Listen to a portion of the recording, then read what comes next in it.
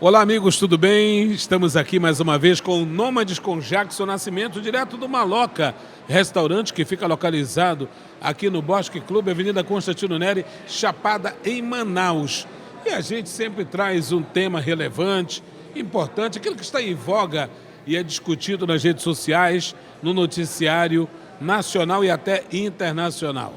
Nosso convidado de hoje é antropólogo, cientista político e professor da Universidade Federal do Amazonas. Nessa antropologia, a gente fala sobre a cúpula da Amazônia, fala sobre censo do IBGE, que revelou uma grande população indígena aqui no estado do Amazonas e tem profundo conhecimento da região. Trata-se do professor e amigo Raimundo Nonato, que está aqui comigo. Prazer recebê-lo aqui no nosso canal Nômades com Jackson Nascimento. Olá, telespectador do Nômade, é o Jackson. Boa tarde. Mais uma vez, é um prazer e uma honra estar aqui com você. Prazer todo nosso. Já fazia um bom tempo que nós não nos encontrávamos. Realmente, toda vez que a gente se encontra, a gente aprofunda e faz reflexões sobre o mundo, o Brasil e principalmente sobre a nossa Amazônia. Muito obrigado. Está acontecendo a cúpula da Amazônia em Belém do Pará. Nós estamos inseridos nesse processo, por ser também uma região, o Amazonas, que tem a sua conservação toda ela reconhecida e é estratégica com a sua fronteira tríplice. Professor Raimundo Nonato, eu gostaria de perguntar do senhor que impacto traz a cúpula neste momento. Bem, a cúpula ela tem dois movimentos. Para nós, é um olhar interno sobre os problemas amazônicos. E o outro é olhar os problemas amazônicos dos nossos vizinhos, dos países vizinhos. Eu creio que a Amazônia, sendo uma única, mas porém integrada, integradas e em vários, articulado com vários segmentos, com vários povos da nação, é fundamental a gente estar atento a esses dois movimentos. Lembra que nós temos uma tradição lusa-portuguesa na Amazônia e uma tradição hispânica. Então é interessante a gente ver como esses dois universos pensam a Amazônia e como nós pensamos a Amazônia. Muito importante isso. Agora, a participação dos países vizinhos que também fazem parte da Amazônia internacional, isso tem um ponto muito importante na discussão? Tem, porque em alguns países, o Brasil tem cooperação, isso é importante. E aí que está a importância também a gente, enquanto Amazônia, discutir para que o próprio Itamaraty também saiba aprofundadamente as nossas demandas para um campo de negociação entre esses países, a gente poder fortalecer os laços e fazer a proteção da Amazônia como deve ser. Veja, nós temos também situações como da Venezuela, que nós temos partes amazônicas, mas nós temos partes também de savanas. Então é necessário a gente ver como funcionam esses ecossistemas. No caso da Colômbia, nós temos alguns rios que são que desaguam no Rio Negro e no Rio Amazonas, que nasce na Colômbia. Então nós temos também essas questões de águas internacionais. E no Peru você tem a questão da transoceânica. Então você tem uma série de países, com as suas agendas ambientais, com a sua agenda de desenvolvimento, em que nós precisamos conhecer para, de alguma maneira, ver como nós nos inserimos dentro desses projetos. Muito bem. Por falar nesse projeto, a gente está diante aí daquela questão de descoberta de uma grande, reserva petrolífera na foz do Amazonas, no Amapá, a 500 quilômetros da orla, melhor dizendo, mar adentro, também não entrou na pauta da cúpula da Amazônia. Isso é uma forma de um momento sensível para se discutir, por exemplo, essa questão de combustível fóssil? Olha, na realidade, a gente tem que se perguntar se aquilo que está lá é interessante mexer. Não do ponto... Economicamente vão dizer que sim, mas eu não estou pensando do ponto de vista econômico. Veja, nós temos o pré-sal que está aí, já está consolidado. É necessário que se diga publicamente qual é a reserva dele, até quando ele poderá ser explorado. Tá? Então, quer dizer, e você tem uma descoberta, você falou por causa do Amapá, que precisa ser pensado de forma técnica, de forma política, mas de forma responsável. Porque você tem ali aonde deságua o rio Amazonas. Então, isso é um ponto. Então, quer dizer, esses estudos não podem ser feitos aleatoriamente. Por mais que se apresente, mas é necessário isso. A gente se questiona se realmente, por que isso não se tornar uma reserva para o futuro? E a outra é que até que ponto você abrir mais um campo de exploração, isso não inviabiliza desenvolvimentos mais consistentes e mais rápidos em energias alternativas. Veja, estou conversando aqui com um professor da Universidade Federal do Amazonas, Raimundo Nonato, que é meu amigo, é antropólogo e cientista político.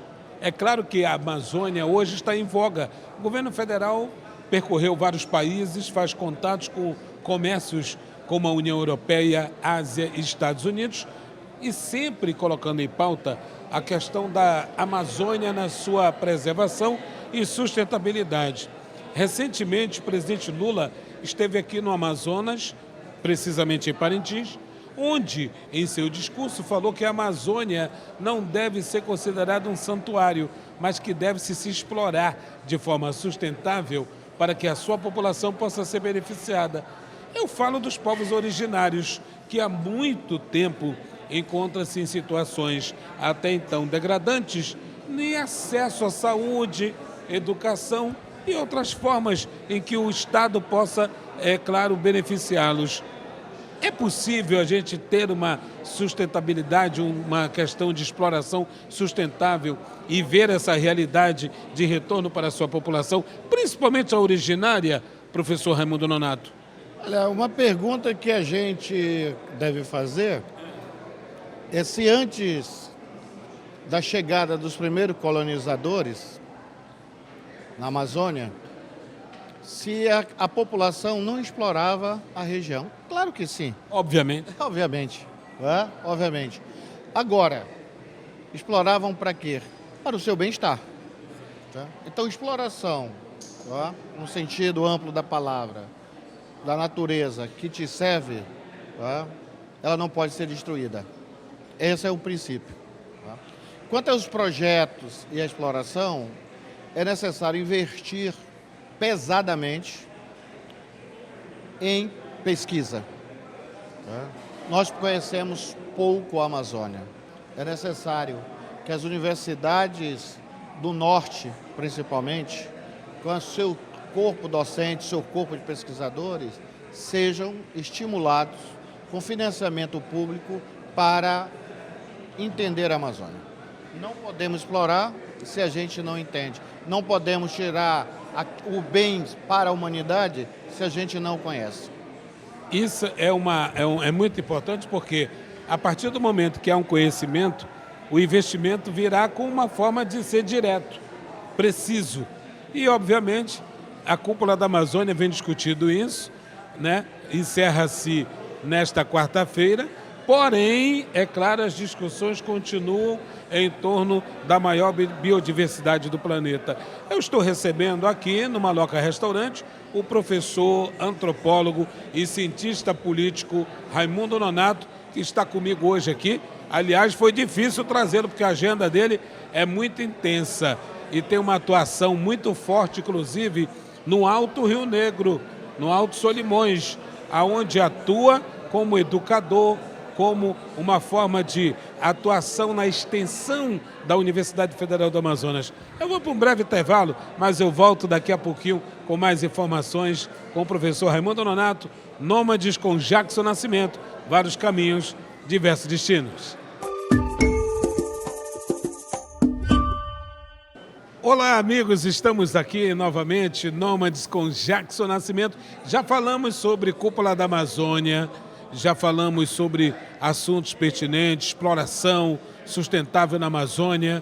E agora a gente fala também de outros temas importantes, até porque estamos recebendo o professor, antropólogo e cientista político Raimundo Nonato, que está aqui comigo, meu amigo de longas datas, um professor atuante da Universidade Federal do Amazonas, o qual eu tenho um grande carinho e admiração.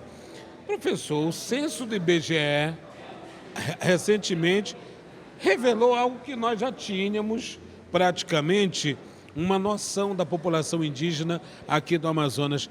O que isso pode representar em mudanças, benefícios e até mesmo avanços para a população dos povos originários? Bem, como você falou, os dados, nós tínhamos uma convicção e uma sensação, mas nós não tínhamos algo concreto que dissesse que é isso. Esse é um ponto. Agora, o que trouxe de novo? Duas coisas. A primeira, que houve uma mudança em relação à metodologia.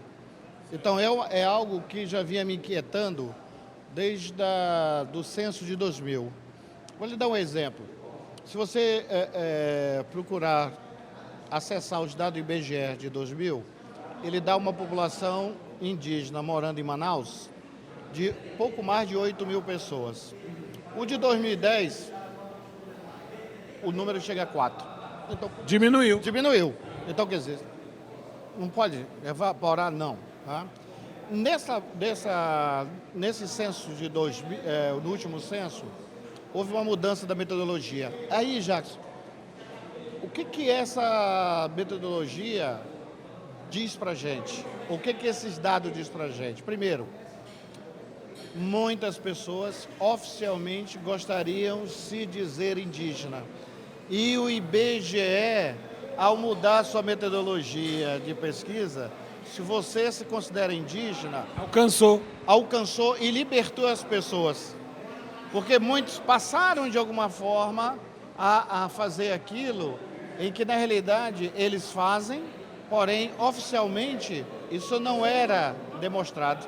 Isso é um fenômeno que a gente pode considerar que as pessoas estão buscando se conscientizar de que elas realmente têm origens indígenas, porque até pouco tempo muita gente tinha vergonha de se autodeclarar indígena, professor.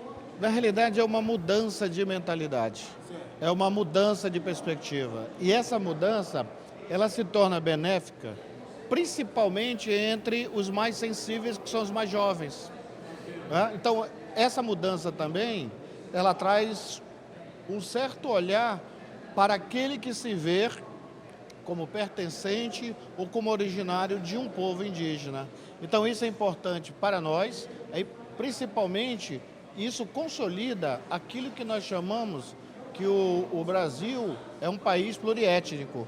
Então, era um país pluriétnico, porém, uma parte da população ela estava sendo silenciada oficialmente.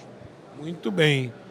Olha, em tempos de cúpula da Amazônia, que está acontecendo em Belém, que está sendo concluída, vários debates, a presença do Parlamento Amazônico, que já é algo existente, é algo que deve ser discutido também, porque trata de vários debates e temas que são relevantes para a nossa população e para a nossa região.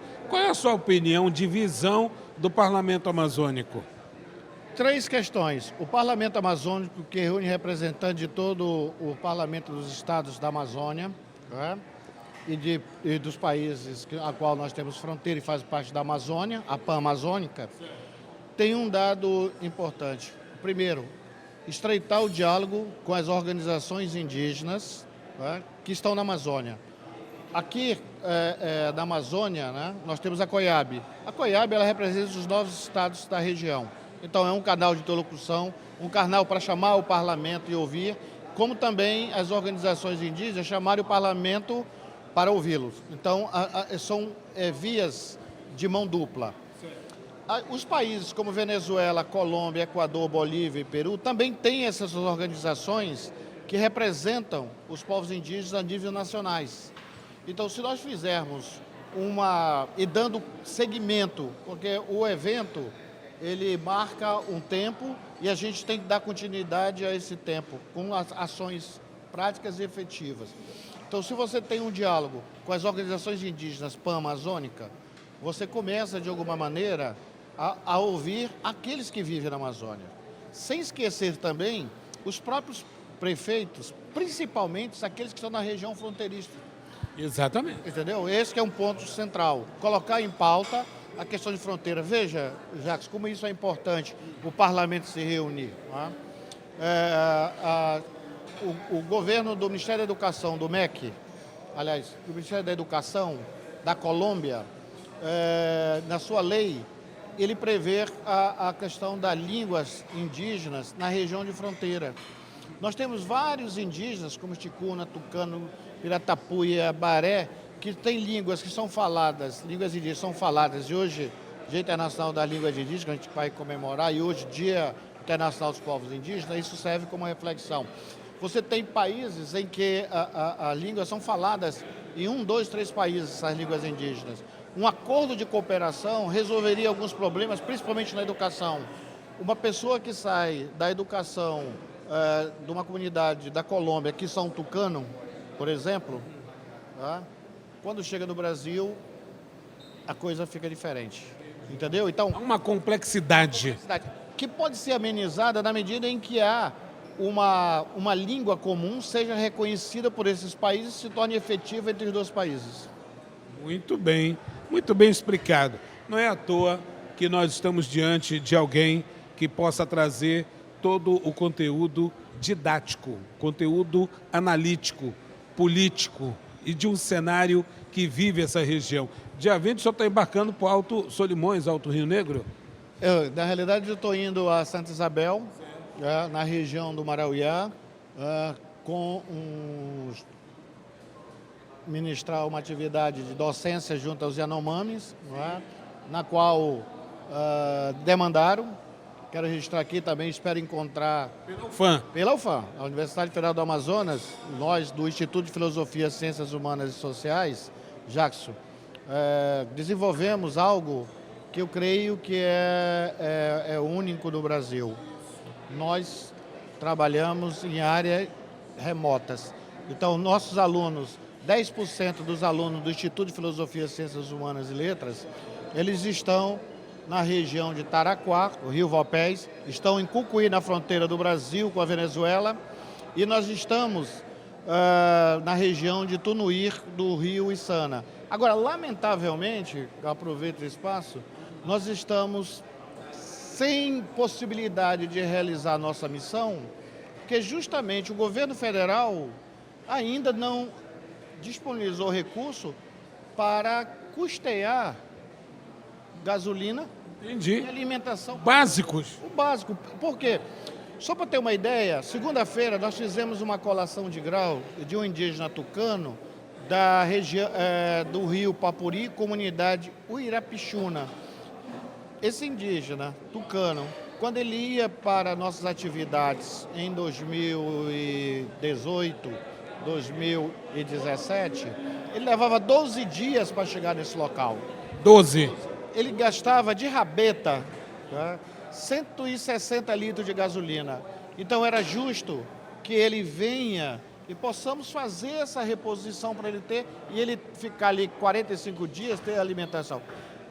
Isso é básico. Agora, quando se discute região de fronteira, quando se discute região de fronteira, se esquece daquele que está na fronteira. Muito bem. Pessoal, tudo isso, a gente vai conversar mais vezes. Eu já acertei aqui com o professor Raimundo Nonato. Ele tem um estudo muito interessante da questão indígena também aqui do Amazonas, da Universidade Federal do Amazonas, professor, antropólogo e cientista político, que é um grande amigo, faz parte do nosso quadro aqui do Nômades com Jackson Nascimento. Uma boa viagem para o senhor. Muito obrigado por estar aqui comigo. O Nômades é isso, trazendo sempre conteúdo relevante, inteligente, para que você possa acessar com a gente. Inscreva-se em nosso canal no YouTube, acompanhe nossas entrevistas. Nômades com Jackson Nascimento. São vários caminhos, diversos destinos. Até a próxima.